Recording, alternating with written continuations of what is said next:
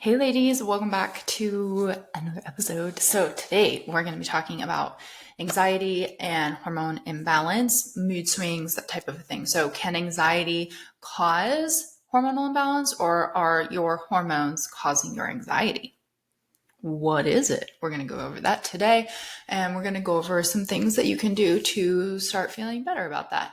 First, I want to remind you about our giveaway. So remember, we're going to do a giveaway winner every single month for an HTMA test, which is going to be so fun.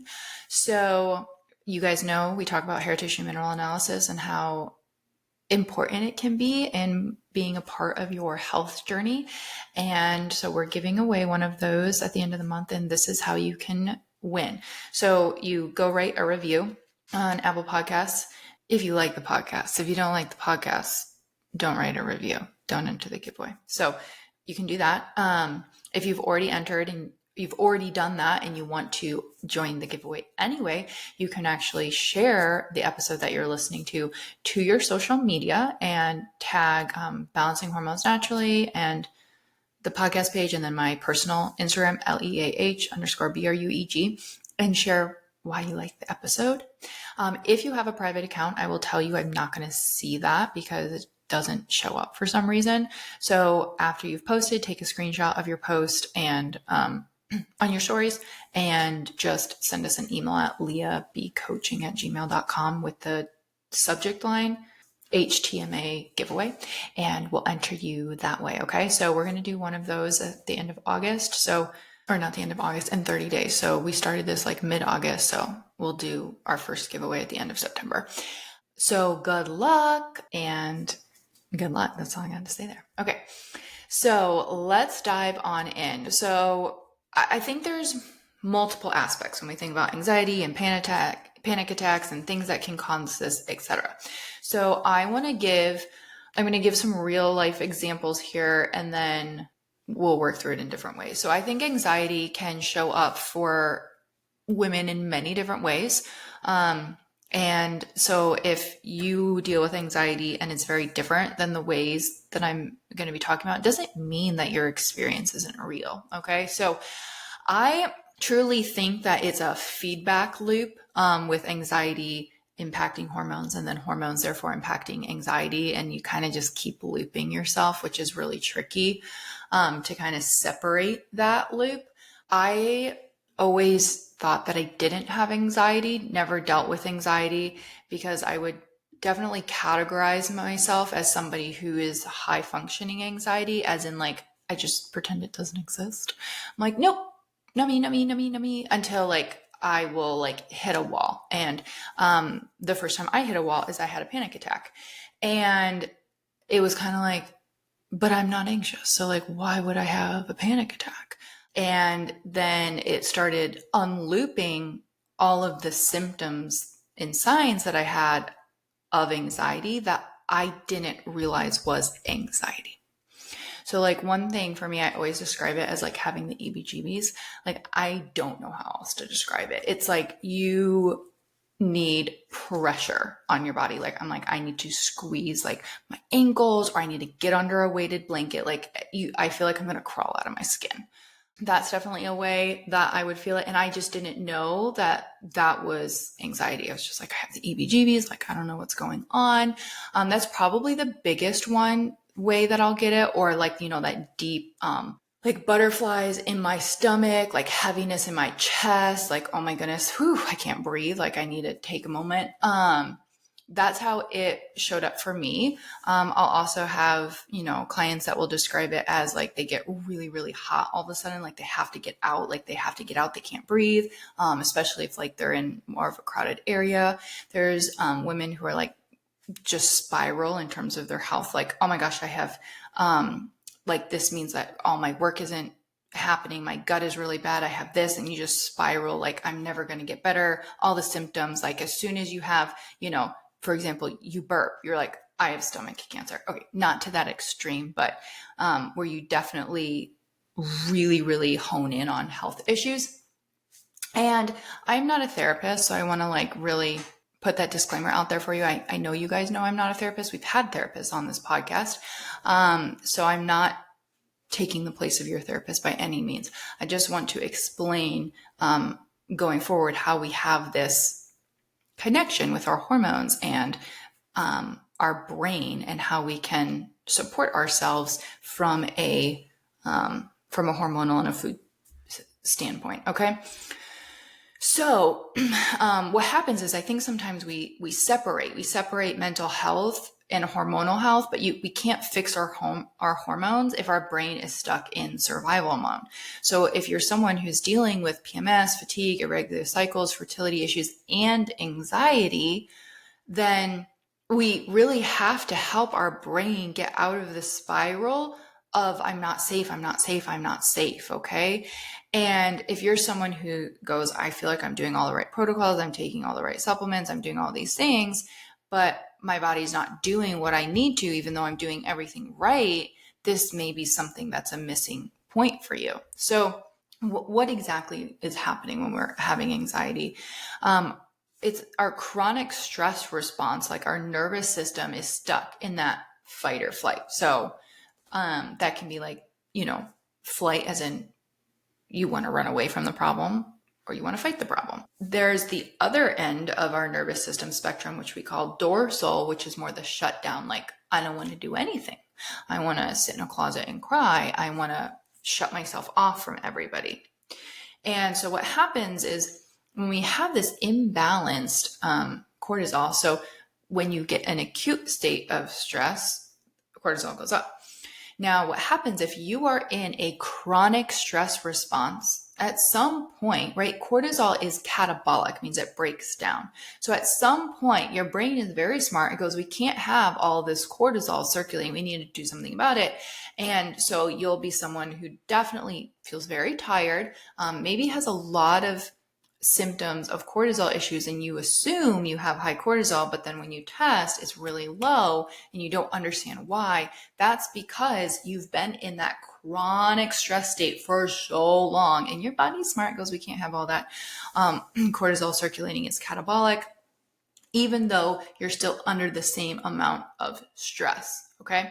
So when we have that imbalance of cortisol, that then gives us an imbalance in our blood sugar, right? And that's going to, especially if you're someone who is already dealing with maybe insulin resistance or excess androgens, that can impact your ovulation, right? Also, even just thinking about the stress response, right? Ovulation can bring babies, right? And our body's really smart, and it goes, I can't get pregnant right now. I can't handle that. So what's the best way to make sure I don't get pregnant? Let's shut down ovulation. This is another reason why stress really directly impacts ovulation. And then the other big one that I just want to talk about is digestion, right? We're not a prey animal. We don't poop and run. So like horses, when they're getting chased and they're stressed, you actually will see them poop, like while they're running. And you don't see a dog do that, right? They stop. You don't see us do that. Like, we're not running and pooping. Okay. So what does that mean? That means that when we're under a chronic state of stress, whether that's like through our work, through internal stress, like toxins, parasites, etc., whether that's emotional stress, physical stress, your body is going to allocate resources away from digestion to save you. So it's like, get the blood pumping, let's run away from the bear, not digest your food, which is why you're like, why am I constantly feeling bloated after eating? Why am I constantly not having great bowel movements? Why do I feel like when I poop, I didn't poop everything out, right? Stress, right? Now, if that's going on and that's already like impacting bowels, what's that then going to be impacting? It's going to be impacting nutrient absorption, right? And if we aren't pooping, we're not eliminating, that's one of our detox pathways. What's that going to impact? Hormones. Liver filters, gut gets rid of, poop it out, right? So if that is not happening, now we're having a hormonal imbalance, which is going back to the anxiety and the stress, right? So now what happens is that we have a hormonal imbalance that was maybe originally caused by the stress, but now the hormonal imbalance is now feeding the stress and the anxiety, and now you're looping. Does that make sense? I hope that just opened up a window of like, oh my gosh, yeah, that makes sense. Okay. And for some people, maybe it doesn't show up as constipation. Maybe it shows up as diarrhea. Okay. Again, still a bowel issue. So now we have hormonal chaos, irregular cycles. Estrogen is either not detoxing well or is just high, period. Maybe you have low libido. Now we're super stressed, which is going to put the brakes on the thyroid. And now you're like, now I'm gaining weight. And I have cold hands and feet. And where's my ovulation? Okay. So this is where we're all looping here. So it's not, I wish it was just like 1, 2, 3 step, like a straight way. It's not, it's this cycle, and you have to stop the cycle. Okay. Because when we have we already talked about the loop with the digestion, but like, let's just talk about the loop with progesterone, because if we have stress and anxiety, which is impacting cortisol, and our body is prioritizing cortisol over progesterone because they both come from pregnenolone up here. And progesterone is your keep calm, carry on hormone. So now we don't have enough progesterone and we're not keeping calm and carrying on, which is then feeding the stress more. Okay. And then on top of that, let's say you already are stressed. And so what does our body want? Dopamine. So then we just want to eat sugar. It's going to give us dopamine, spikes our blood sugar, causes more of an anxiety spiral. And then we go right back. And you just keep looping and looping, right? If your body doesn't feel safe, it's not going to prioritize our sex hormones. It's not, okay? That's not the top priority for your body right now. And that's where I think it's important, is that there's no one thing that's going to change this, right? We have to split the cycle. Have I said that enough times yet? So there's so many things that I would recommend that can come in and help here. And I would love to share them with you. Okay. So this is a big thing that we talk about and work on very closely with our clients in the Hormone Reset program. And I just want to give you a heart to heart really quickly on the Hormone Reset program in terms of the brain rewiring. Because someone mentioned this in feedback, and I was like, that's such a valid point. She said she didn't realize how much one-on-one support and accountability she was going to get from her touchpoint coach going through the Hormone Reset program.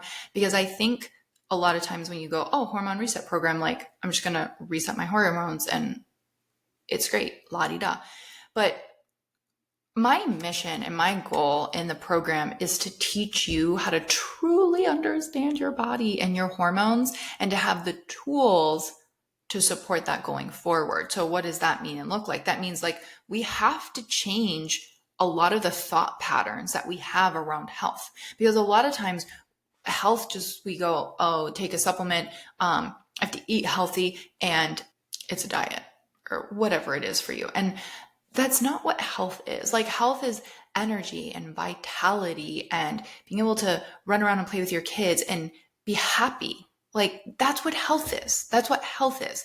And so to do that, we have to like rewire thought patterns that we have around habits that are keeping us sick. Because a lot of times what happens is you'll come in and you think, oh, I just need to take a supplement, or I need to follow this nutrition for 30 days and I'm going to feel like a new human, and then I'm going to go back to my ways. But the ways are what got us sick in the first place. By the time you have symptoms, you've already been struggling for a long time internally. The symptoms are the flags that come way on down the road. Okay. So we have to go back and unbuild those. And that's where I just get really frustrated when there's no education around how it works to actually heal. A lot of women will be like, give me a Dutch panel, please. And I'm like, well, what are you going to do with that?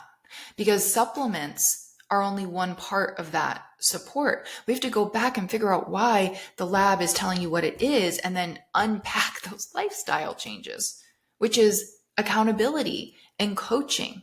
especially when we're dealing with clients that are dealing with PMDD, PMS, anxiety, it gets even trickier because it's easy to get caught in your head.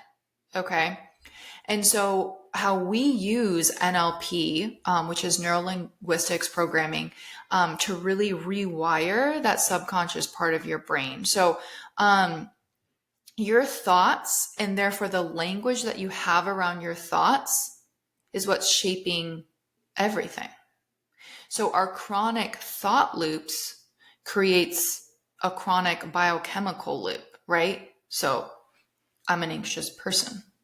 So you identify as an anxious person, and everything that's going on around you, you're filtering through that lens, versus I'm experiencing anxiety right now, but I'm safe. So I always feel this way before my period. It just sucks. You're creating an expectation loop. Your body goes, I always feel this way before my period, so therefore I will always feel this way before my period. My hormones are a mess. Yep, they sure are. So we are creating this language thought pattern loop, and our body is proving it correct. Okay. So I want to kind of explain this a little bit more, because I think sometimes we literally get so stuck in, no, this is real. You guys, that's how powerful our brain is. It is so powerful. Have you ever read the book, The Body Keeps Score? We store everything in here. We store everything. And everything reminds us of things like sight, touch, smell. You guys know when you'll smell something and you're like, oh my gosh, that reminds me of grandma's house. Your body remembers. Or you touch something and you're like, oh, that reminds me of like this time when I went to whatever and it was a happy time. So it's happy memories, right? The same thing is happening with everything to do with our health. So our brain is wiring itself based on repetition and emotional experiences. So if you've constantly been living in stress, fear, self-criticism, your brain becomes wired to expect and look for those things. So a way I want to explain that is keeping promises to ourselves, for example. Like, let's say you go, I'm going to do XYZ. But then, the day gets busy and you're like, oh, I'm not going to do it. So maybe tomorrow. You just broke that promise to yourself, and you're now a self-fulfilling prophecy that you don't keep promises to yourself. And your body remembers that. Another one too is, let's say you had the most stressful day on planet Earth, right? You can just imagine. Right now, you're imagining that, right? And your stomach is getting tight and you're like, oh. And let's say you reach for chocolate because you know it's going to make you feel better and it gives you that dopamine. And then when you do feel better, 20 minutes later, you beat yourself up and be like, I can't believe I did that. I can't believe I did that. I'm such a dumb person. See all the words we're talking about ourselves? Versus what if you reach for that chocolate and then you go, okay, wow, I reached for the resource that I had at that moment to feel better, and I did a good job of taking care of myself in that moment. Going forward, I want to make sure that I have other things maybe to help support me in a different way with my goals. And then we make a plan for something else. But see how the wording is different? You're now working with yourself. You're not hating yourself into feeling better, into subjection, basically. And that is the cool thing about rewiring this, right? So instead of reacting with anxiety every time we feel overwhelmed, and having the same pattern and then getting mad at ourselves, right? We can start to get tools. We can start to understand why we're doing this. And then we can start to pause it in the middle. But if we can start recognizing the pattern, first we have to have awareness. So like I said, like you ate the chocolate and then you go, good job serving my body in the moment with what it needed. But I would like to maybe make a different choice going forward. So first you recognize awareness, and then we have to start breaking the pattern, right? And which means there's a few things. We have to start creating a baseline of safety, which means unloading your stress bucket every day. I talk about that a lot. You have to start giving your brain, your mind, your body more tools to learn safety and calm, that it can be the new normal. So let's just think about this quickly. Like maybe something that brings you anxiety or is like reading emails. Okay. I don't know. Maybe you got bad news in an email one time. And so first awareness. And then the second thing is maybe you do a regulatory sandwich before and after. So like maybe you choose something to like center and calm down before you even read that. Maybe it's legs up a wall. Maybe you're going to do an EFT tapping session. Maybe you're going to do a faster tapping, and then you read the email, you do all blah, blah, blah. And then you close with a regulatory session. Something that I do that's like super simple is you can do like a self hug. So you like wrap around, grab yourself, and you can just like sway, you have that pressure. And I'll even use my name, be like, Leah, you're safe. It's okay. Totally get why you're feeling this way. It's okay. You're safe. Just kind of like giving yourself a self-regulatory hug is a great way to kind of like put a little sandwich. Okay. This is a very simplified way of like how we help you do this in the program. But I kind of want to start to wake up your mind to like maybe some shifts that can happen that we can start doing that really, really can help. Okay. So the other thing that is really useful is starting to help to identify where the first root memory of an emotion that you're having of, even if we're not consciously aware of it, and release it. This is something that we do when you think about how the body keeps score, right? Our body is holding on to that emotion. And that's where certain movements and stretches and exercises or showing our body new ways, like new patterns, right? Because if we are holding on to these emotions like physically, then that's going to obviously be showing up for hormones. I know that this is something that really happens with our mold clients because you typically were exposed to mold like in your home, in your workplace, or somewhere where you should feel safe, right? And so then that starts to really create a feedback loop for you of like, am I safe? Am I safe? Am I safe? It's hard to replenish that, those minerals. So it really starts with, we have to break the cycle. We have to break the cycle first with awareness. That's number one. Number one's going to be awareness. Like, how are my patterns throughout the day? And then we start building resilience. We start baking in tools to help regulate our nervous system. And then the different moments throughout the day where maybe we shift back to like fight or flight or dorsal, we have practice so that we can shift back easier. Okay. So what are some things that maybe could be helpful that you could start today in terms of this? Okay. So regulating our nervous system daily. And this isn't, I think sometimes people will say, well, I did it, and then 20 minutes later I was stressed again. Yeah, because you have a history of how many years of just living in chronic stress. 5 minutes of something, 2 minutes of something is not gonna change your life unless we're consistent here. Okay. So that's where I find baking it into my day. So like I'll start with some breath work. I'll start with EFT tapping and putting it throughout my day. Something I like to do is like every time I'm nursing the baby, I'll do some breathing exercises. So if you naturally breathe out for twice as long as breathing in, it helps calm the body. So even if it's breathing in for 4 and out for 8, or breathing in for 5 and out for 10, great way to start. It's super simple. Like habit stack these with other things. I like turning on music with the boys, and we all just dance it out. Like move your body.